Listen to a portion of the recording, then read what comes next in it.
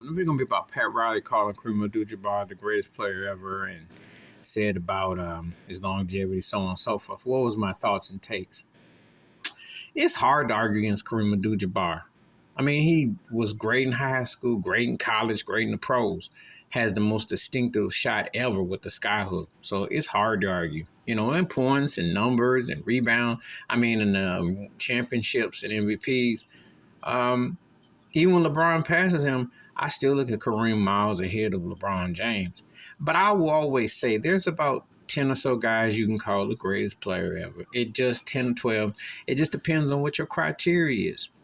Because how do you defy one guy's, and really say that? As great as Michael Jordan was, the marketing machine was there. Great as Bill Russell was, he had a great cast of teammates around him and did what the competition. Great as Wilt Chamberlain was, he had great teammates around him and he dominated. Shaquille O'Neal dominated. Tim Duncan was great. Kareem, as I mentioned, the skyhook was incredible, great, talented.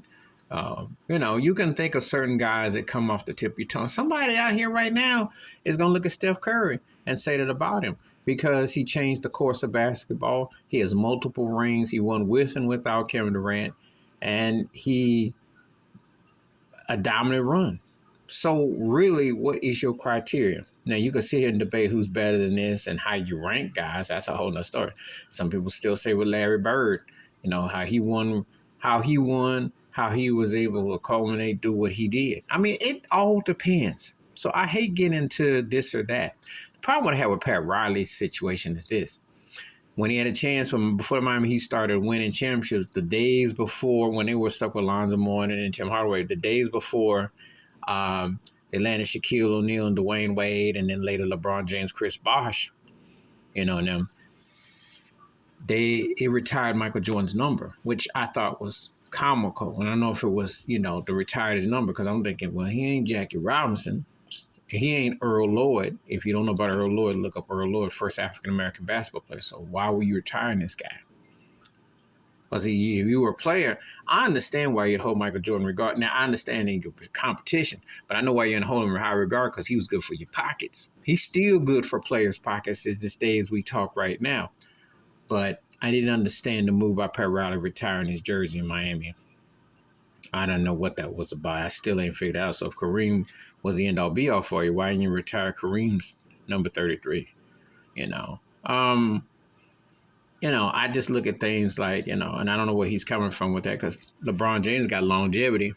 He going to have numbers, and he's playing at a high level as he's old. It's just that he can't will his team no more, and it doesn't rub off, So these things are all objective, I respect Pat Riley a great deal. I think he's one of the greatest coaches in any sport, definitely a motivational speaker, etc.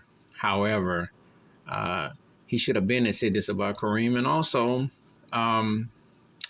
it's hard to debate eras, times, styles. People do this because they want to pinpoint this and they can say this is a clear point. But is it really a clear point? Is it really? Because there's guys, you can make case for Magic Johnson, change the course. And there's a handful of guys who really changed the course, Please hit like, subscribe, welcome thoughts and comments, and I do respond. Thank you. Wash your hands. Keep your mind clear. Watch out for another and share the video if you want to. And it just gets more debates going. I'm out.